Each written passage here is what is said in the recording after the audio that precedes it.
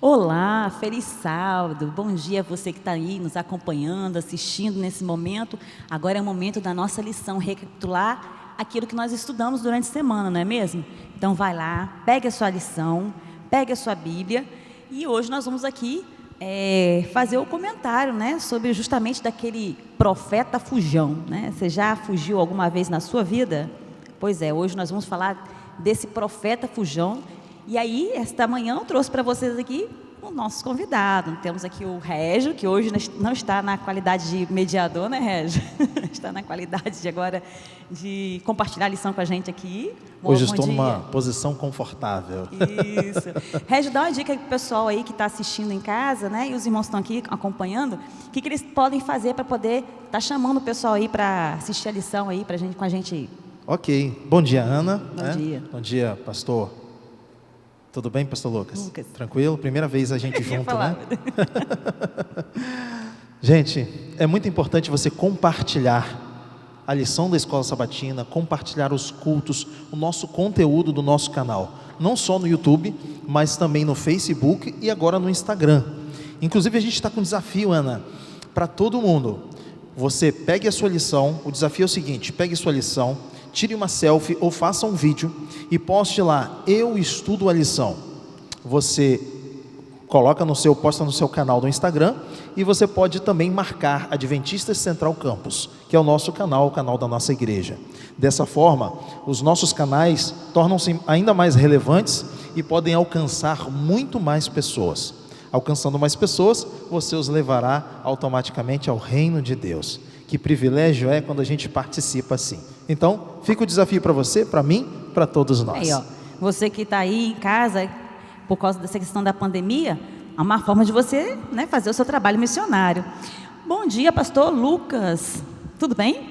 Bom dia, Ana. Bom dia, Regis. Bom dia também a quem está em casa. É um prazer estar aqui com vocês para a gente fazer a recapitulação da lição. Amém. Eu vou pedir o pastor Lucas para começar e a oração final com o Régio, ok? Então vamos orar. Vai, pastor. Oremos. Querido Deus, que neste momento o seu Santo Espírito possa iluminar a nossa mente para que possamos ouvir a tua voz e assim aprender as lições que vêm através deste livro sagrado que o Senhor inspirou. Que o Senhor esteja com cada pessoa que está nos acompanhando em sua casa, esteja com sua família. Tudo isso pedimos e agradecemos em nome de Cristo Jesus. Amém. Amém. Pois é, teve algum momento na sua vida que você teve que fugir? E nós temos na Bíblia vários personagens da Bíblia que fugiram, né? E essa semana a gente estudou de um que fugiu mesmo. Foi conhecido como um profeta fujão. Imagina, um profeta fujão? Como? De que maneira? Por que fugiu? Qual motivo levou ele a fazer isso? Isso tudo nós vamos ouvir aqui durante o decorrer da nossa lição. Vamos aí abrir o verso para memorizar, Petros. Ele está entre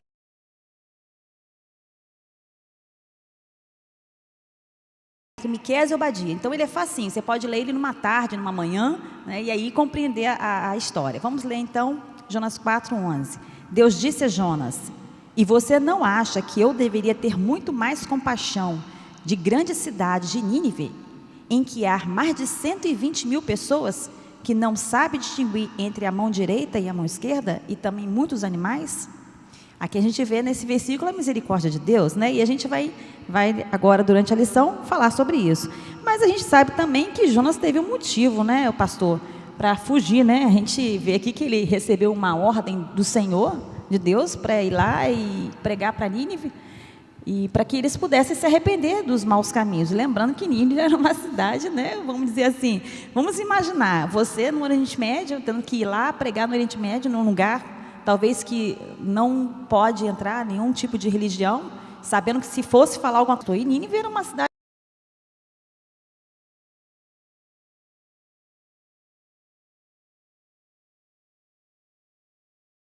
como assim, horrível, né? Ele é considerada uma cidade sanguinária, né? Sim, o povo assírio ele tem essa fama, né, de um povo que sai e eles gostam da maldade, né? Então você tem quando um povo era capturado pelos assírios, os homens eram esquartejados, as cabeças ficavam nas lanças, né? Eles colocavam em estacas. Então você via essa maneira de demonstrar sua grandeza e ir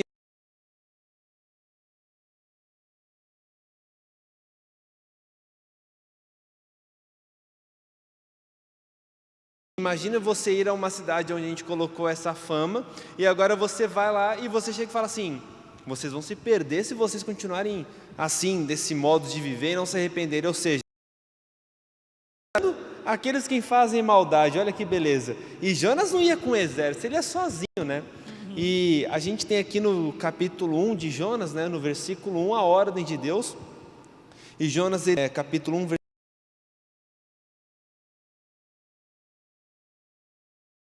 versículo 3 diz assim, ó: Jonas se aprontou, foi na direção contrária, a fim de fugir do Senhor. Essa expressão vai mostrar muito a mentalidade de Jonas. Jonas, ele acreditava que se ele fugisse da terra do Senhor, ele fugiria das vistas de Deus. Alguns, dentro do seu contexto, acreditavam que Deus estava preso a um local geográfico. Então Jonas achou que ele indo para a cidade de Tarsis, fugindo uma cidade longe da onde ele estava, Deus não o encontraria. E muitas vezes nós, como seres humanos, achamos que quando nós não estamos dentro dos meios religiosos, Deus não está nos vendo. Na história de Jonas, nós vamos ver que Deus vê todos os seus filhos e Ele vai buscar os seus filhos, não importa onde eles estejam. Então, Jonas, ele foge de medo, mas mesmo assim Deus vai atrás dele. Mas o que é muito interessante, eu deixo como uma dica para o pessoal de casa estudar o livro de Jonas. Peguem o capítulo 1 e vejam quantas vezes vai aparecer a famosa palavra desce ou desceu. Quando Jonas desce, ele está fugindo sempre da presença do Senhor. É uma brincadeira que o escritor bíblico vai fazer. Toda vez que nós tentamos fugir de Deus, nós estamos descendo, ou seja, nós não estamos progredindo, mas nós estamos regredindo de acordo com a vontade de Deus. Ele na verdade, teve medo, não teve medo de Deus, né? Não. Porque ele estava no barco lá na primeira cidade, dormindo, tranquilo. Ele teve medo que poderia enfrentar em Nínive, né? Exatamente. Por ser uma cidade rica, de mentiras, roubo e crimes. Ele hora nenhuma ele teve medo do Deus, que Deus poderia fazer. Não, do Deus do universo eu não tenho medo, eu tenho medo dos homens. Dos homens. É incrível a gente... E aí a gente sabe na história, né, o Régio, que ele lá na tempestade, lá dormindo, jogaram ele para o mar, porque viram que o problema ali do barco afundar era dele. E foi jogado no mar e ele foi para a barriga de um grande peixe, né? É uma história que é contada até em departamento infantil, né? A gente gosta de contar essa historinha e tem, né, facilidade das crianças entender. E lá ele ficou lá descansando durante 3 dias. Como que pode, o Régio, me explica. Imagina você sendo devorado por um peixe e ficar 3 dias lá descansando, né? Teria alguma... A gente poderia analisar aí o que esse descanso, né, facilitou para Jonas, o que levou Jonas a fazer com esse descanso, que benefício trouxe? Muito bem, Ana. Bem, você em casa deve ter percebido que o livro de Jonas é bem pequenininho, né? Apenas poucos capítulos. E quando a gente vê aquele livrinho pequeno, parece que são poucas palavras que tem ali, mas quando nós vemos o conteúdo, é assombroso o quanto tem para ensinar o pequeno livro de Jonas, né? E essa lição pegou num relance bem rápido aqui a respeito desse clímax da história. E Ana falou algo aqui que nos leva a refletir: na barriga de um peixe. Como que isso se deu? Como que isso aconteceu? O pastor Lucas começou falando aqui sobre a fuga de Jonas. E nós percebemos algumas lições somente nesse trechinho da história. A gente pode perceber várias coisas importantes. Primeiro, Jonas fugiu de Deus, mas Deus não ficou parado. Deus foi atrás de Jonas. Deus acompanhou Jonas. Deus estava com ele mesmo que ele estivesse indo para longe, o mais longe possível. Era mais ou menos o triplo da quantidade em espaço, né, de quilômetros, o local para onde Jonas ia, né, em relação ao local em que Deus mandou Jonas ir, que era Nínive. Então Nínive ficava 3 vezes menos quantidade de distância, né, a distância 3 vezes menor do que para onde Jonas tentou fugir. Tentou fugir Espanha, de Deus. né? Lá da Espanha, não é isso? O pastor aqui que é professor de história, Exatamente. Geografia deve saber bem também. Essa fuga de Jonas, nós podemos perceber que em um momento ele se cansou, ele buscou o seu próprio descanso. O descanso de Jonas foi no navio. Mas era esse tipo de descanso que Deus queria para ele? Será que esse seria o descanso que o traria realmente paz ao seu coração e realização pelos seus feitos? Não era isso. E Deus então retira Jonas do seu descanso, tira ele do túmulo de águas e leva então para outro lugar. E diz a história, muitos são céticos e não acreditam, acham que é uma historinha, e pensam que essa história de Jonas no ventre de um peixe no fundo do mar é uma historinha. Mas segundo a lição, o comentário da lição, diz que alguns dados científicos que podem trazer evidências de que isso realmente foi real. Alguns peixes que têm um compartimento na sua cabeça, ou até mesmo tem a garganta, com um espaço suficiente para que o ser humano ele possa sobreviver. Inclusive há o relato de alguns soldados, alguns marinheiros que foram resgatados dentro de peixes vivos. Eles foram resgatados vivos. Então a Bíblia, vale a pena você confiar na Bíblia, ela sempre diz a verdade. Respondendo a pergunta da Ana, então, fechando aqui a nossa resposta. Eu vou até te interromper aqui, porque Sim. esse aqui fala aqui que ele descansou 3 dias. Tem uma relação em Mateus 12, 40, né? Sim. Esses 3 dias com Cristo, né? Que relação seria essa de 3 dias, né? Com Jesus Cristo aqui na Terra? Sim, Jesus Cristo, ele passou 3 dias e 3 noites na sepultura, né? Foi um descanso, o sono da morte. Mas Jonas não precisou passar pelo sono da morte. Jonas, ele teve uma oportunidade, uma nova oportunidade. Quando o ser humano, ele anuncia uma desgraça ou anuncia que algo vai ser destruído, é para que realmente tudo seja destruído. Mas Deus, quando ele anuncia uma desgraça dessa, algo que uma destruição, ele está dando uma oportunidade para que as pessoas se salvem. Jonas, ele precisava saber que os ninivitas precisavam ter uma oportunidade. Mas teve um grande problema, que você falou, sobre o caráter de Jonas, certo? Ele ainda não tinha percebido que aquela missão não só salvaria os ninivitas, mas salvaria ele também.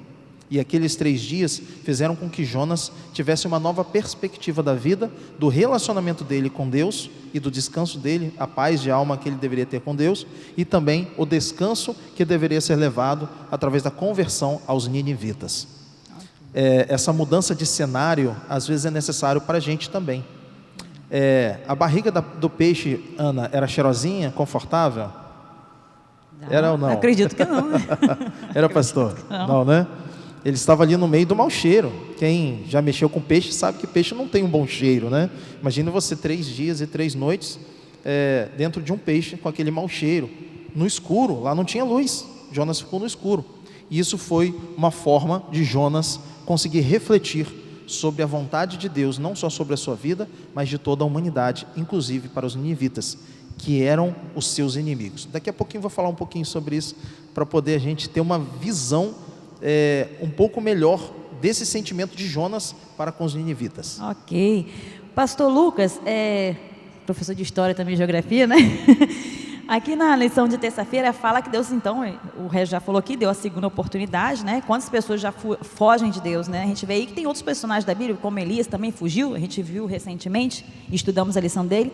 Jonas fugiu e nós vimos aqui que ele fugiu e depois Deus deu a oportunidade e ele foi para Nínive, né? E ele tinha um prazo para dar a mensagem, né? Deus tinha dado um prazo para ele, e também ele tinha uma missão, e essa missão tinha que ser cumprida, né? Então, nos conta aí qual seria essa missão, por detalhe aí, e esse prazo aí que ele tinha, que os ninivitas tinham, né? Sim. É interessante que na sala de aula, para aqueles que são professores e gostam de lidar com os adolescentes, eles sempre vêm com aquela pergunta: se Deus é bom, por que ele faz esses discursos de ódio, né? Eu vou destruir vocês.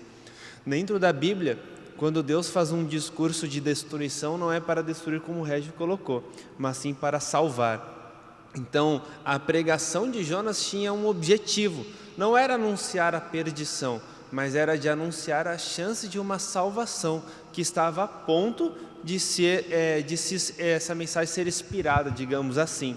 É interessante que quando Jonas ele chega na cidade, quando nós olhamos o relato, eu fico imaginando Jonas, e eu acho que Jonas ele vai com um sorrisinho, sabe? Ei, vocês vão ser destruídos se não se arrependerem, sabe? Aquele meio que orgulho. Não, ainda diz assim, vocês serão destruídos. 40 dias. 40 dias, então assim, tá contado. Só que é interessante que Jonas, antes dele pregar essa mensagem, ele mesmo experimentou a misericórdia de Deus na barriga do peixe. Jonas, ele tinha muito além do que um discurso de ódio para pregar ou de destruição. Ele era uma pessoa que era uma testemunha viva da misericórdia de Deus. E é interessante o que vai acontecer quando Jonas termina a sua mensagem.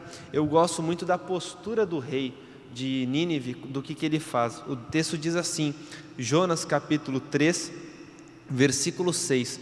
Quando o rei de Nínive ouviu o que Jonas dizia, desceu do trono, tirou as vestes reais, vestiu-se de pano de saco e sentou-se sobre um monte de cinzas. Então o rei e seus nobres enviaram este decreto a toda a cidade: ninguém, nem mesmo os animais de seu gado e de seus rebanhos, poderá comer ou beber coisa alguma, e eles entram em um jejum geral. Só que eu acho muito interessante a postura desse rei. Será que nós teríamos essa postura se nós fôssemos o rei de Nínive? Até os animais tinham que ficar sem comer. Ele Ana, fala lá, perceba, né? a seriedade que é um rei descer do seu trono.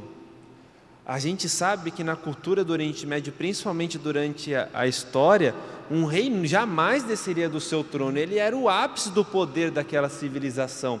Ele não apenas desce, como ele tira suas vestes reais e ele se suja, ele se entra num estágio então de luto, porque ele entende quem ele era. E aqui a gente entende o que é o verdadeiro arrependimento. No verdadeiro arrependimento não existe máscaras. No verdadeiro arrependimento não existe ego. Eu entendo quem eu sou um nada longe de Deus. E a pregação de Jonas foi essa: o ser humano sem Deus é nada. E é isso que nós vemos na cidade de Nínive. Uma cidade que achou que era poderosa, que vencia suas batalhas, mas quando ela encontrou o Deus do universo, entendeu que eles não eram nada, e que sem esse Deus eles não seriam nada. Então eles não se importaram com a destruição, eles se importaram com o quê? Com a salvação. E essa eu acho que é a principal lição nesse texto. Eles se importaram com a salvação. Eles não estavam se importando mais se eles seriam destruídos, eles queriam ser salvos. Eles reconheceram a grandiosidade desse Deus. E então eu tenho um rei que era o ápice de uma civilização, se tornando um nada e agora em jejum. E essa é a mensagem de Jonas e o resultado. Quando um povo escuta então a mensagem de juízo, eles se arrependem, eles entendem que diante de Deus eles devem simplesmente adorar. Agora, pastor, é interessante como que o rei reconhece, né? Ele diminui e reconhece o poder do Deus superior, nosso Deus maravilhoso. Mas o interessante é que em Jonas 3,10, diz lá que Deus, ao ver a atitude do rei e do povo, diz que ele mudou de ideia. Aí, pastor, a gente para assim para pensar: Deus mudou de ideia? Mas espera aí, Deus mandou Jonas lá falar que o povo seria destruído, e agora ele muda de ideia? Então, mas Deus não é imutável? Como que ele muda de ideia? Como a gente poderia explicar esse verso aqui? Algumas frases parecem que são pegadinhas na Bíblia, né? A gente tem a história, por exemplo, quando Deus fala que se arrependeu da criação na história do dilúvio. Então, existem algumas que parecem ser pegadinha, mas na verdade não é isso. Quando Deus ele nota que a cidade de Nínive se arrepende, então ele fala que ele não vai mais destruir. E esse dá um sentido meio que Deus voltou atrás. Mas quando a gente pensa que Deus era onisciente e ele sabe de todas as coisas, ele voltou atrás aos olhos humanos. Mas a história seguiu o curso perfeito que Deus havia escrito para ela. A gente pode dizer que a misericórdia de Deus dura para sempre, né? Então existe um livro que a gente até comentou, que eu recomendo para o pessoal de casa, que é um livro do pastor Emilson dos Reis, que é sobre a sua tese de doutorado, se não me falha a memória. O nome do livro é A Ira de Deus. Neste livro, o pastor Emilson ele coloca que a ira de Deus é um mecanismo de salvação e não de destruição. Então é sempre importante nós colocarmos isso. Deus ele voltou atrás porque ele realmente havia falado que se a cidade não se arrependesse, ele iria destruir. Isso aconteceria. E isso aconteceu. Então a cidade voltou atrás. Você pode perceber isso no versículo 9, até mesmo de Jonas capítulo 3. Ele fala assim, o próprio rei: quem sabe Deus voltará atrás, conterá sua ira ardente e não nos destruirá. Então veja, a misericórdia de Deus era o verdadeiro objetivo do seu discurso. Não a destruição, mas sim a salvação. Amém, que maravilha, né, Regis? Regis, deixa eu te falar, você como pai, né, a gente pode até fazer uma analogia aí nesse sentido. Você como pai, quando você vai disciplinar, você tem filhas, né? Uma mulherada em casa. Você quando vai disciplinar, né? Você consegue usar de misericórdia ali? A sua intenção é a misericórdia ou é dar o castigo mesmo? Como seria aí nesse sentido? A gente pode fazer essa comparação com Deus que é Pai, né? Que é nosso Pai. A gente como ser humano, nós temos uma certa dificuldade para conseguir dividir algumas coisas na nossa mente e nos nossos sentimentos. Mas mesmo assim, o nosso objetivo é a misericórdia, é ensinar, é ajudar, é fazer com que a criança, com que os nossos filhos, eles consigam ser melhores, que eles consigam fazer, né, consigam alcançar aquele objetivo, né, de transformação, de melhora, de evolução da pessoa. E Deus, né, a gente vê Ele fazendo a mesma coisa, muito bem dito aqui pelo pastor Lucas, no capítulo 3, lindo esse capítulo 3, né, inacreditável esse capítulo 3. E a gente vê como que Deus tem paciência com a gente. A intenção de Deus nunca foi querer castigar ninguém, né? Mas salvar, quando a gente estava conversando ali, salvar a humanidade. Então, usar da sua misericórdia. O Pai que ama usa da misericórdia. Deus também usa, né? E Deus, acima de tudo isso aí, você vê que Deus coloca as coisas, às vezes, condicionais para a gente, né? Algumas profecias, algumas promessas de Deus são condicionais. Por que condicionais? Não significa que Deus vai voltar atrás. É porque Deus nos dotou do livre-arbítrio. E dependendo da nossa escolha, as consequências são de acordo com as escolhas. E Deus respeita isso. Aproveitando então aqui que a gente comentou sobre Deus ser misericordioso, mudou de ideia, na verdade, por causa da sua misericórdia, a gente tem que entender também que o arrependimento, o ser humano não consegue se arrepender por si próprio, né? O arrependimento tem que ter o auxílio de Deus. Deus auxilia através do Espírito Santo. Mas acontece que Jonas, né? Deus mudou de ideia e Jonas não ficou nada feliz com isso, né, Régio? Ele diz aqui a lição que um missionário, que deveria dar o exemplo, um missionário de Deus, como pode ficar irritado pela misericórdia que Deus teve com o povo. Então ele diz aqui que ele ficou irritado e ele ficou inquieto. Mas lá em Jonas 4:4, Deus faz uma pergunta para Jonas que me deixou assim, sabe? Eu fiquei, gente, como que pode Deus ser tão misericordioso? Virou para Jonas e falou, Jonas, que razão você tem de ficar irado? Né? Como que você pode dizer aí nessa questão aí, desse contexto aí, ele tinha razão de ficar irado? De fato, tinha ou não tinha? Aí qual o problema dele, né? Qual seria o problema dele? O seu caráter defeituoso, o que a gente pode ver isso aí em Jonas? Isso, muito bem. Vamos lá. A gente percebe que se o capítulo 3 terminasse, se o livro terminasse no capítulo 3, seria lindo, né? Sim, final feliz. Todos felizes para sempre. Mas a Bíblia, é interessante que a Bíblia mostra para mim e para você que mesmo as pessoas que são importantes na Bíblia, essas pessoas também tinham defeitos, falhas, porque todos nós somos iguais, nós seres humanos, né? Temos aqui nós 3 características diferentes, seres humanos, mas no fim das contas somos todos iguais, com falhas, com defeitos e também virtudes. O que aconteceu com Jonas, gente? Jonas, o objetivo de Jonas, como o pastor falou, ele tinha raiva, muita raiva do povo de Nínive. Por que isso? Os israelitas, no decorrer de sua história, eles passaram por um período de grandes conquistas, muitas vitórias, e eles destruíam seus inimigos. Era um costume daquela época. E quando um povo maltratava demais o povo de Deus, principalmente eram povos pagãos, né?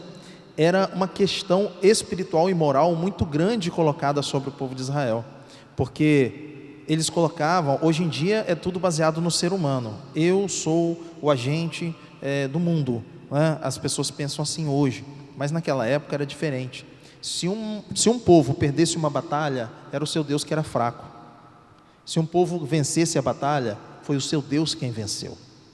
Então é uma carga de contexto, uma carga contextual muito grande para a gente entender. A gente precisa ver com os olhos das pessoas daquela época. E Jonas, ele tinha extrema raiva, muito ódio dos assírios, né? Nínive era a capital da Síria, e ele se lembrava de tudo que a Síria já tinha feito de mal, de ruim para o seu povo. Matou muita gente, deportou muita gente. Se acompanharmos a história da Síria contra o povo de Israel, tudo que aconteceu ali, nós veremos que foi algo excruciante, foi uma coisa abominável. E Jonas tinha muita raiva por conta disso. Ele queria mostrar que o Deus dele era mais forte. E agora, quem sabe, ele não entendia esse Deus que falava para ele ter misericórdia de um povo que era inimigo do próprio Deus. Aí levar até o povo a achar que ele é um falso profeta, né? Vem cá, Exatamente. traz a mensagem, fala que Deus vai destruir, agora Deus não destrói.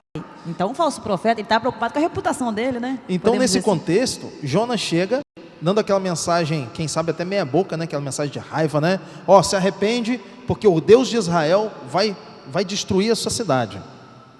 Ruim.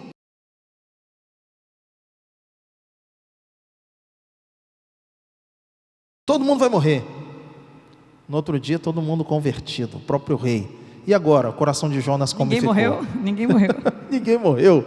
A cidade estava lá, perfeita, pelo contrário, né? As pessoas mudando, sendo transformadas pelo poder de Deus. E a reação de Jonas foi estranha. Ele ficou com muita Senhor, raiva. agora que a minha cara vai ficar no chão, né? Chego lá, fala que vai morrer e não morre ninguém. E nesse contexto, primeiro, ele ficou com raiva porque os seus inimigos sobreviveram. Poxa, aí não dá, né? Meus inimigos mortais sobreviveram. Foi o primeiro momento de Jonas. E o segundo momento foi o seguinte: e agora? Vou ser tratado como um bobo, como um tolo, como um falso profeta. Eu anunciei, porque para ele, Deus estava mandando que ele anunciasse a misericórdia. Mas para ele estava anunciando a destruição. E agora, com essa veemência na destruição, com essa mensagem tão forte, ele achou que o povo seria destruído mesmo. E quando não foi destruído, ele ficou ali irado. Por quê? Porque agora a sua moral, a sua conduta seria questionável, porque aquilo que ele havia falado não iria acontecer, ou não aconteceu. Às vezes, queridos, nós também fazemos assim. Não importa em que área da nossa vida, mas especialmente na nossa vida espiritual, às vezes nós queremos medir a moral e os conceitos de Deus como se fossem nossos. E às vezes a gente tem medo ou tem receio de que a nossa moral, a nossa conduta não seja aquilo que nós pensávamos à vista de outras pessoas. Às vezes nós ficamos com vergonha. Quantas pessoas têm vergonha, né, de entregar um folheto, de distribuir um livro, de anunciar a palavra de Deus e serem chamados de bobos? Alguns têm medo de andar com a Bíblia na mão, né? Muitos se escondem quando são chamados de cristãos. E Jonas ali, infelizmente, ele apresentou um grave defeito de caráter, que foi colocar a sua conduta, a sua moral ou a sua visão para as pessoas acima da palavra de Deus. O que faltou em Jonas ali foi a compaixão, né? A misericórdia que Deus pede que devemos ter das pessoas do próximo, né? Ele esqueceu que Deus primeiro teve compaixão dele. Isso, exatamente. Pastor, imagina se a gente fosse juízes, hein? Que Jonas ali estava querendo de qualquer maneira penalizar o povo pelos seus maus, né? Seus maus caminhos. Graças a Deus, a misericórdia de Deus não é a misericórdia do coração pecaminoso do ser humano. Eu gosto muito do finalzinho, no início, de Jonas capítulo 4, versículo 1. A gente na introdução aqui colocamos que Jonas pode ter fugido por medo, mas a verdade é que ele não fugiu por medo do povo da Síria. Ele fugiu porque ele conhecia o Deus que era o Deus de Israel. E então no versículo 1 ele fala isso aqui, ó: isso tudo deixou Jonas aborrecido e muito irado, ou seja, o arrependimento. Versículo 2 é assim, ó: então orou ao Senhor: antes de eu sair de casa, não foi isso que eu disse que tu farias? Ó Senhor, por esse motivo fugi para Tarsis. Sabia que és Deus misericordioso e compassivo, lento para se irar e cheio de amor. Ele sabia que Deus não Ele sabia que Deus ia perdoar, né? Ele sabia, e como todo ser humano, ele queria escolher para quem a salvação iria. E essa é a chave da lição de Jonas. A verdadeira lição de Jonas, ao meu ver, não é o povo de Nínive, não é estudarmos o povo de Nínive, mas é estudarmos o povo de Deus que às vezes quer escolher para quem a salvação vai. Aí a gente vê uma rua de mão dupla, né? Mas exatamente, e aí a gente entra na lição que aí vai estudar o que de fato é eu ser um profeta, eu ser um cristão. Eu vivi uma experiência muito bonita quando eu estive na África. Quando eu fui para a África, fiquei na Zâmbia, numa pequena vila, e quando eu cheguei naquela vila, eu tive que ficar um mês dentro de casa. Eu não podia sair de casa, porque o chefe daquela tribo tinha que autorizar a minha caminhada por volta. Se eu saísse de lá, ninguém não podia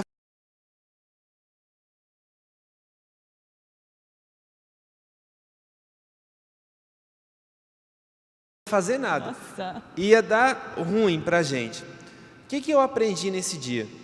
Muitas vezes a gente quer fazer a obra de Deus como a gente acha que é certo. Eu não gostei nada de ficar um mês parado. Eu falei, Senhor, eu vou ficar 6 meses, um mês eu vou ficar trancado dentro de casa.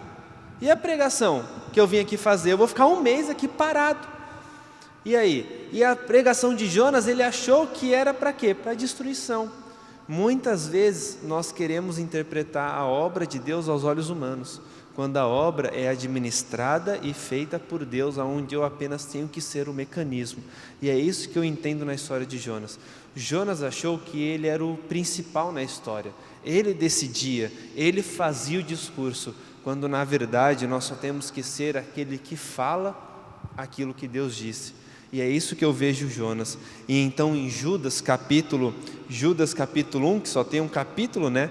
No versículo 20 diz assim, ó: mas vocês, ou seja, Judas agora ele se direciona para os cristãos, para os que aceitaram a Deus, ele fala assim: mas vocês, amados, edifiquem uns aos outros em sua santíssima fé, orem no poder do Espírito.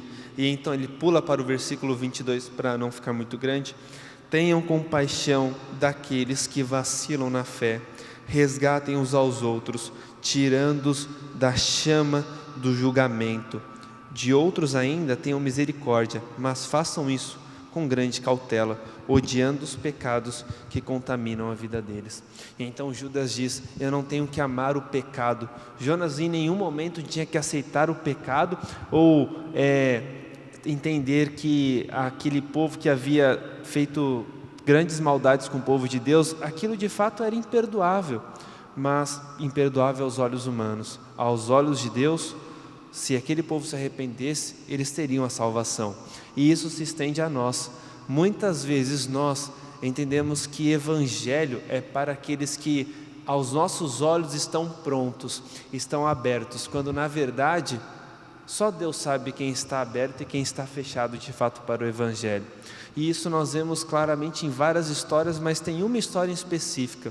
Aos olhos de Samuel, quantos filhos de Jessé de fato eram dignos de ser rei? Muitos. Mas aos olhos de Deus só um podia ser digno. Quem era? Era o menor, o que ninguém dava valor, que era Davi. Esse é o verdadeiro aprendizado do evangelho. Nós somos apenas as mãos e a boca de Deus, se nós permitirmos. E a gente tem que pregar a todos, porque o meu próximo é qualquer um. Amém. Nosso tempo voa, né? Judas nos chama a ter compaixão, né? Usar de compaixão, de misericórdia, o que faltou em Jonas, né? Naquele momento faltou, e muitas das vezes falta na gente também. A gente às vezes esquece de usar de misericórdia e compaixão com algumas situações na nossa vida, não é mesmo, o Régio? Traz aí então nossas considerações finais aí da lição do que a gente comentou aqui. Ok, vamos lá. Sabe, queridos, Jonas havia recebido uma grande responsabilidade, quem sabe até uma responsabilidade temível, devido ao histórico do povo ninivita. Eles poderiam sequer deixar Jonas terminar de falar a sua mensagem, poderiam, quem sabe, empalá-lo em uma lança, atravessá-lo com uma espada. Ele poderia estar passando por tudo aquilo, poderia ter passado, mas Jonas, ele acabou fugindo. Ao fugir, Jonas, ele passou por algumas situações estressantes, por algumas situações as quais ninguém gostaria de passar, né? Ele saiu do peixe, ele não saiu limpinho, ele foi vomitado pelo peixe, né? Ele passou um calor no sol tremendo, e Deus fez nascer aquela árvore, aquela planta, né? Que deu a lição a ele também através daquela planta. A planta morreu, Jonas começou a reclamar, e Deus disse, você está reclamando de uma planta que você não plantou? Imagine agora todas aquelas pessoas, mais de 120 mil pessoas, que estão praticamente condenadas à morte se não se arrependerem. Fez ele refletir de usar de misericórdia. Se ele teve pena de uma planta, como que não vai ter pena de 120 mil pessoas que se arrependeram, né? E Deus acaba mostrando a Jonas, através de todas essas lições, que Jonas poderia ter poupado a si mesmo de várias coisas difíceis que ele passou, situações difíceis que ele passou. Se Jonas tivesse acreditado, aceitado o que Deus havia mandado, ele poderia ter passado por essa situação de uma forma muito mais tranquila. E no final dessa lição, eu pude refletir que às vezes nós fazemos igualzinho a Jonas. Às vezes a gente sabe o que deve fazer, Deus nos orienta através de sua palavra, e nós às vezes buscamos a nossa própria forma de fazer as coisas. E quando a gente faz assim, a gente tem algumas decepções, tem alguns entraves, tem muitos obstáculos, passamos por estresses, ansiedades, coisas que às vezes são quase insuportáveis, porque nós escolhemos fazer ao nosso próprio modo. Mas quando nós seguimos a orientação de Deus, por isso fica aí o convite para você, meu amigo, minha amiga. Quando você segue o convite de Deus, a orientação de Deus para a sua vida, da forma que você deve fazer as coisas, ali também você poderá ter o descanso de Deus. Por um trimestre inteiro estamos falando sobre descanso. A lição de escola sabatina nos explicando sobre o quão bom é termos o descanso em Deus. E Deus te convida a cada semana a descansar nele. Se você parou para observar, a cada semana Deus coloca ali o seu descanso sobre um prisma, sobre um assunto ou uma forma diferente em que nós vivemos. Nesse momento, Deus convida você a ser um missionário, assim como Jonas, a levar o evangelho a outras pessoas, mas fazer da forma que Deus nos orienta. Nós podemos ser luzes a outras pessoas. Assim como na história de Jonas, nós podemos perceber que há pessoas que até parecem desacreditadas, de salvação. Às vezes nem entendemos o processo da salvação na vida das pessoas, mas Deus tem misericórdia. Lembre-se que primeiro Deus teve misericórdia de Jonas e depois teve misericórdia do povo de Nínive.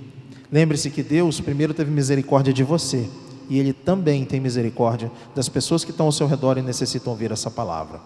Leve essa mensagem a essas pessoas. Leve a palavra de Deus. Eu não sei pregar, eu não sei dar um estudo bíblico. Tem uma forma muito simples hoje. Mande uma mensagem de WhatsApp. Compartilhe o conteúdo do nosso canal, os cultos, as pregações, as mensagens, as programações que são postadas no nosso canal, para que as pessoas ouçam mais da palavra de Deus. Se você tem vergonha, como o povo de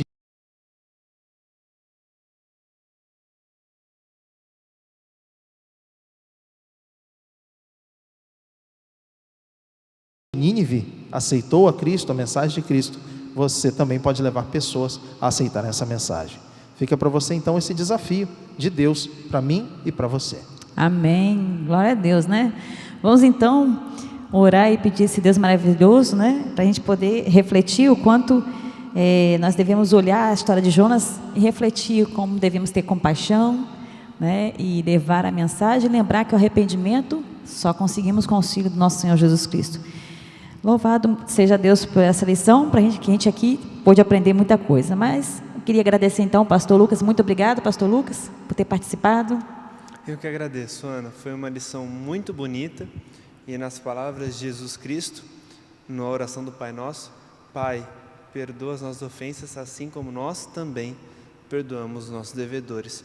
O perdão de Deus se estende em mim e que eu possa também compartilhar com aqueles que estão ao meu redor. Amém, louvado seja Deus. Régio, agora você termina aí com a oração, para a gente poder, já com o tempo já escasso, vamos. Obrigado pelo chamado, Ana. Eu quero agradecer, É porque você vai estar aqui na outra semana, Eu quero te agradecer pela presença também. Daqui a 2 semanas a gente está de volta, Isso aí. É isso aí, mas é sempre muito bom a gente estar compartilhando e aprendendo mais da palavra de Deus. Vamos agradecer então por isso? Vamos. Feche os seus olhos em casa e acompanhe a oração conosco. Querido Deus, obrigado, Senhor, porque a cada lição, a cada mensagem, a cada texto, a cada comentário, nós podemos aprender ainda mais sobre a sua vontade para as nossas vidas. Obrigado, Senhor, porque o teu desejo é que cada um de nós se arrependa e se salve.